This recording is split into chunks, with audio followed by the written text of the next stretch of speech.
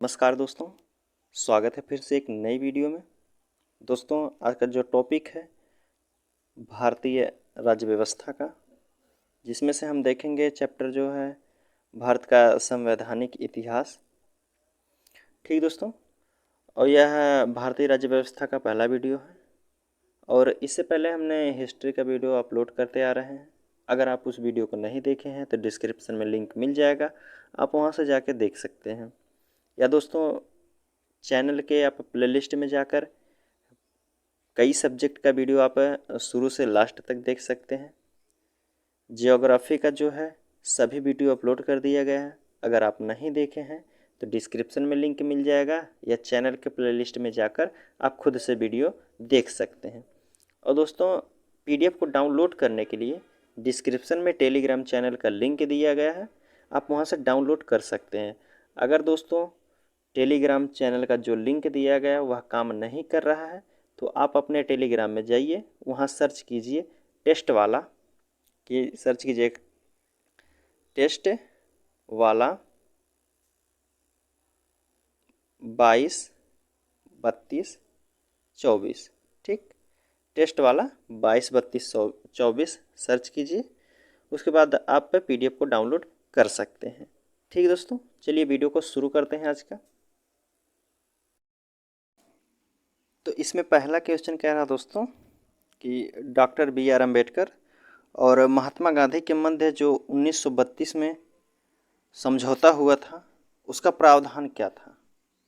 1932 में महात्मा गांधी और डॉक्टर भीमराव अम्बेडकर के बीच में एक समझौता होता है। उस समझौता का प्रावधान क्या रहता है दोस्तों? ऑप्शन आपके सामने है। भारत के लिए डोमिनियन स्थिति बनाए जाने का, या फिर मुसलमानों के लिए पृथक निर्वाचन क्षेत्र का, या हरिजनों के लिए पृथक निर्वाचन क्षेत्र का, या हरिजनों के लिए आरक्षण सहित संयुक्त निर्वाचन क्षेत्र का। यह क्वेश्चन यूपीएससी 1997 में पूछा गया है दोस्तों। तो इसका सही आंसर जो होगा दोस्तों, 1932 में जो समझौता हुआ था डॉक्टर भीमराव अम्बेडकर और महात्मा गांधी जी के बीच में, तो वह हरिजनों के आरक्षण के बारे में बात की गई थी और संयुक्त निर्वाचन क्षेत्र का। ठीक, आगे बात करते हैं क्वेश्चन नंबर 2। क्वेश्चन नंबर 2 कह रहा दोस्तों इसमें कि वह कौन सा अधिनियम था जिसने भारत में सत्ता ब्रिटिश ईस्ट इंडिया कंपनी से ब्रिटिश क्राउन में स्थानांतरित की थी। भारत का कौन सा अधिनियम था जिसके तहत जो है भारत में सत्ता ब्रिटिश ईस्ट इंडिया कंपनी जो है ब्रिटिश क्राउन को स्थानांतरित की थी? तो किस अधिनियम के तहत? भारत सरकार अधिनियम 1833 में, या बी ऑप्शन भारत सरकार अधिनियम 1835 में, या सी ऑप्शन भारत सरकार अधिनियम 1947 में, या डी ऑप्शन भारत सरकार अधिनियम 1858 में। यह एसएससी 2020 में क्वेश्चन पूछा गया है दोस्तों। तो इसका सही आंसर जो होगा दोस्तों, जो ब्रिटिश ईस्ट इंडिया कंपनी का ब्रिटिश क्राउन में स्थानांतरित कर दिया गया था सत्ता, तो वह जो था भारत सरकार अधिनियम 1858 के तहत। ऑप्शन डी होगा।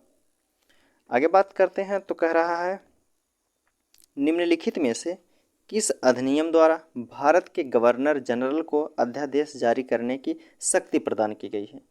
भारत के गवर्नर जनरल को अध्यादेश जारी करने की शक्ति प्रदान की गई है किस अधिनियम द्वारा? चार्टर एक्ट 1833, या भारतीय परिषद अधिनियम 1861, या भारतीय परिषद अधिनियम 1892, या भारतीय परिषद अधिनियम 1909। तो सही आंसर जो होगा, गवर्नर जनरल को अध्यादेश जारी करने की शक्ति जो प्रदान की गई है वह भारतीय परिषद अधिनियम 1861 के तहत दी गई है। ठीक, आगे बात करते हैं तो क्वेश्चन नंबर 4 कह रहा है यह सिद्धांत कि स्वतंत्र भारत के लिए एक नए संविधान को तैयार करना मुख्यतः, यद्यपि अकेले नहीं, खुद स्वयं भारतीयों की जिम्मेदारी होनी चाहिए, पहली बार निम्नलिखित में से किस एक स्वीकार किया था? कह रहा है क्वेश्चन में स्वतंत्र भारत के लिए नए संविधान को तैयार करना मुख्यतः भारतीयों की जिम्मेदारी होनी चाहिए, पहली बार निम्नलिखित में से किस एक में स्वीकार किया गया था? किस अधिनियम में? भारत सरकार अधिनियम 1935 में, या लिनलिथगो का अगस्त प्रस्ताव से, या क्रिप्स प्रस्ताव से, या कैबिनेट मिशन से? ये एनडीए 2020 का क्वेश्चन है। तो यह पूछा गया था, यह है आपका लिनलिथगो जो है अगस्त प्रस्ताव से, लिनलिथगो के अगस्त प्रस्ताव से नए संविधान को तैयार करना। आगे बात करते हैं, रेगुलेटिंग एक्ट पारित किया गया था। जो रेगुलेटिंग एक्ट है कब पारित हुआ था? 1773 ईस्वी में, या 1771 में, या 1785 में, या 1793 ईस्वी में? तो कब पारित हुआ था रेगुलेटिंग एक्ट? यह 1773 ईस्वी में पारित किया गया था। ऑप्शन ए होगा। आगे बात करते हैं, तो क्वेश्चन नंबर 6 कह रहा है,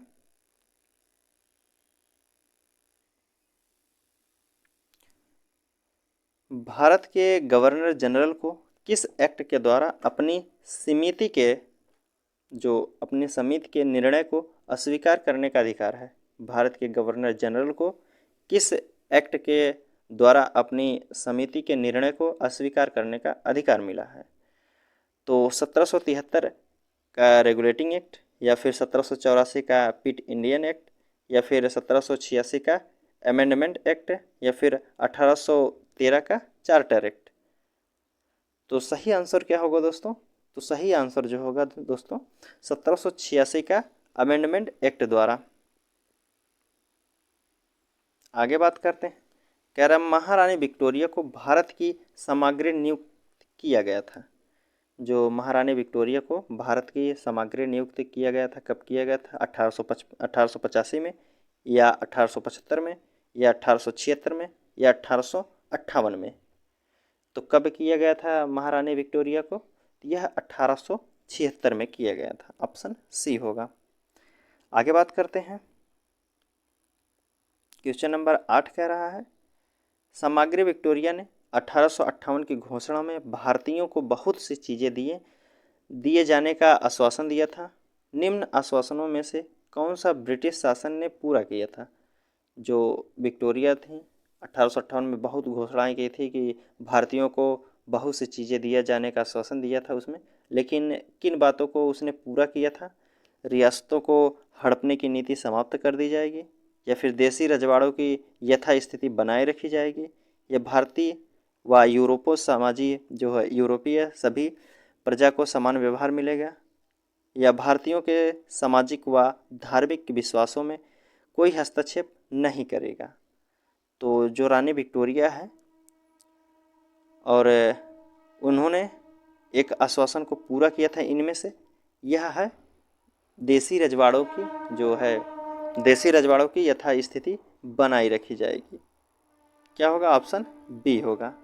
आगे बात करते हैं, क्वेश्चन नंबर 9 कह रहा है, मार्लो मिंटो सुधार का उद्देश्य क्या था? जो मार्लो मिंटो सुधार है उसका उद्देश्य क्या था?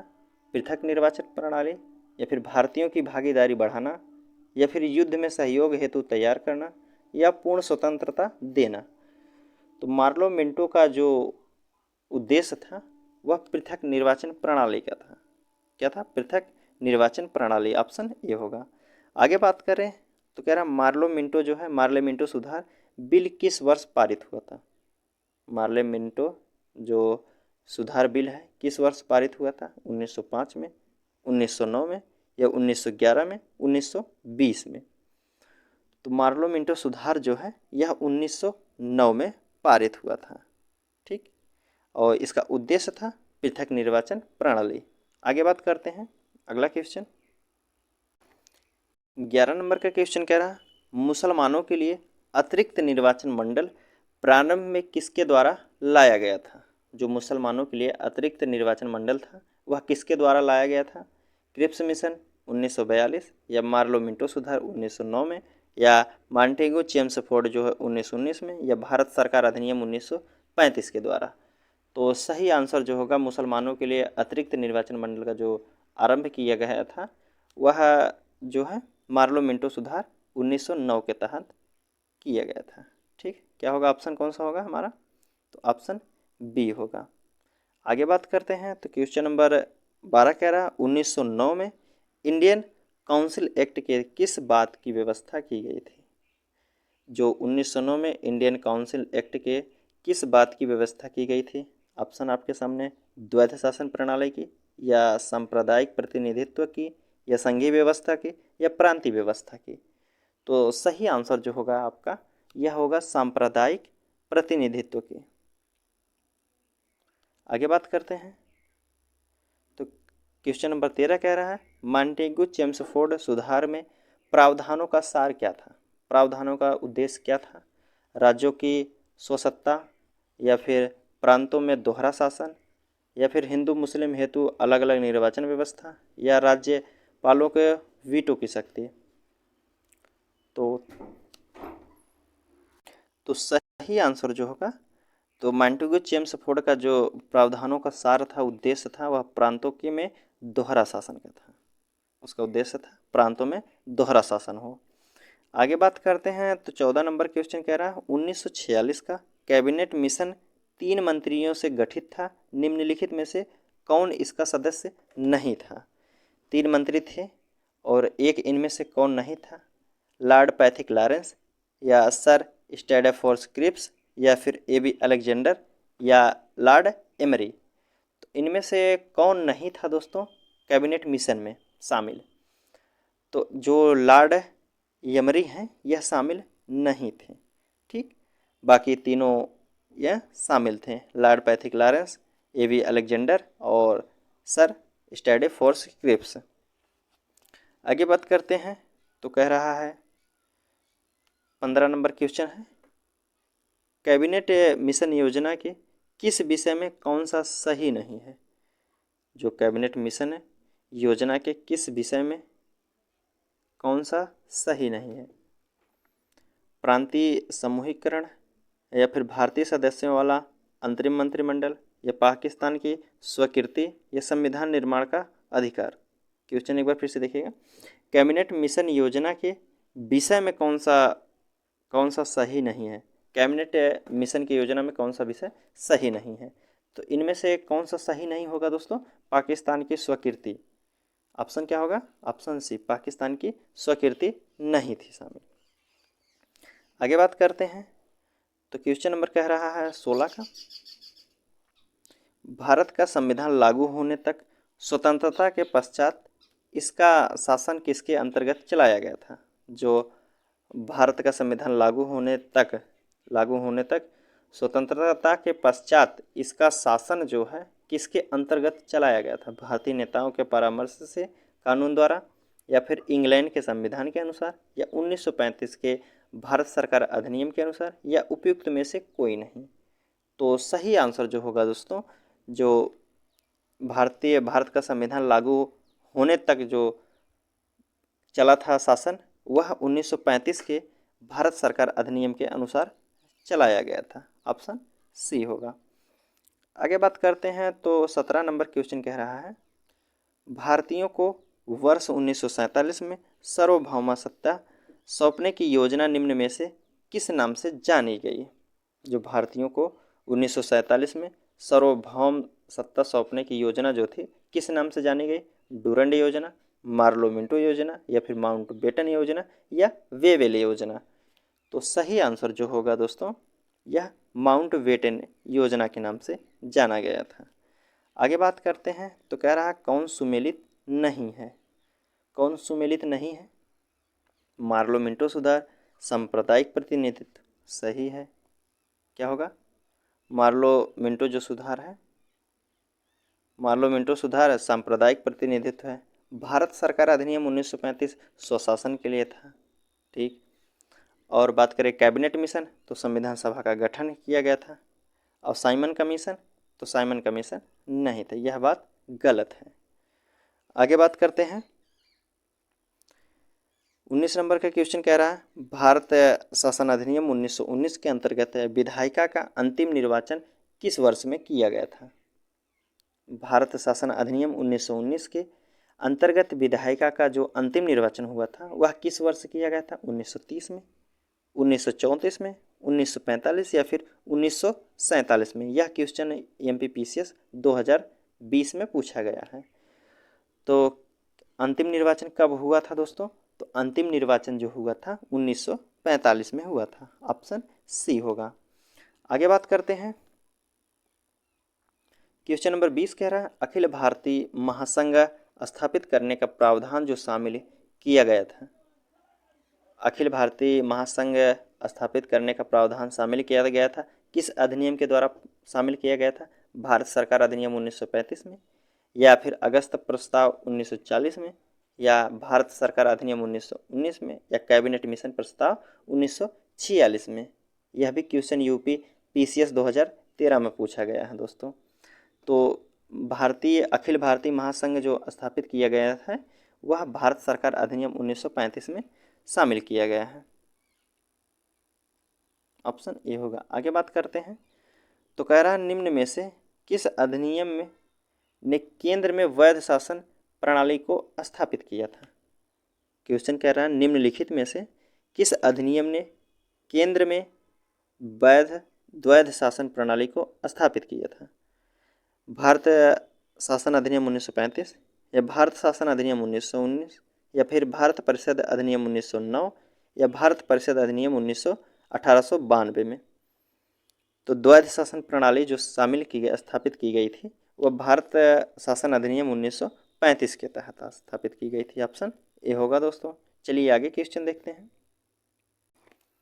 22 नंबर का क्वेश्चन कह रहा है संघीय प्रणाली का पहला प्रयास भारत सरकार अधिनियम द्वारा किया गया था। भारत सरकार अधिनियम द्वारा कब किया गया था? ऑप्शन आपके सामने 1909 में, 1919 में, 1935 में, या इनमें से कोई नहीं। तो जो संघीय प्रणाली का पहला प्रयास भारत सरकार अधिनियम 1935 के द्वारा किया गया था। ऑप्शन क्या होगा? सी होगा, 1935। आगे बात करते हैं, तो किस अधिनियम की प्रमुख विशेषता प्रांतीय स्वसत्ता थी? किस अधिनियम की विशेषता जो है प्रमुख विशेषता प्रांत के लिए स्वसत्ता की थी? और ऑप्शन आपके सामने 1935 की, या फिर 1919 की, या 1904 की, या 1858 की। तो सही आंसर जो होगा 1935 की। ठीक, 1935 के भारत शासन अधिनियम जो है 1935 के तहत प्रांतीय स्वसत्ता थी। आगे बात करते हैं, तो 24 नंबर क्वेश्चन कह रहा है भारत में सचिव का पद किसके द्वारा निर्मित किया गया था? भारत में जो है सचिव का पद किसके द्वारा निर्मित किया गया है? मार्ले मिंटो सुधार 1909 के तहत, या भारत सरकार अधिनियम 1858 में, या फिर भारतीय परिषद 1861, या मॉन्टेगो चेम्सफोर्ड सुधार 1919 में। तो सचिव का पद जो निर्मित किया गया है यह है दोस्तों भारत सरकार अधिनियम 1858 के तहत। कौन सा ऑप्शन होगा? ऑप्शन बी होगा। आगे बात करते हैं, तो कह रहा है किस भारत सरकार अधिनियम के तहत भारत पहली बार विधायिका में कुछ निर्वाचन प्रतिनिधित्व की मंजूरी दी गई थी? किस भारत सरकार अधिनियम के तहत जो है विधायिका में कुछ निर्वाचन प्रतिनिधित्व की मंजूरी दी गई थी? तो ऑप्शन आपके सामने अधिनियम है भारत सरकार अधिनियम 1858, या भारत सरकार अधिनियम 1909, या भारत सरकार अधिनियम 1919, या फिर भारत सरकार अधिनियम 1935 के तहत। तो सही आंसर जो होगा दोस्तों विधायिका का जो निर्वाचन की कुछ प्रतिनिधित्व को मंजूरी दी गई थी यह भारत सरकार अधिनियम 1909 के तहत दिया गया था। आगे बात करते हैं, 26 नंबर क्वेश्चन कह रहा है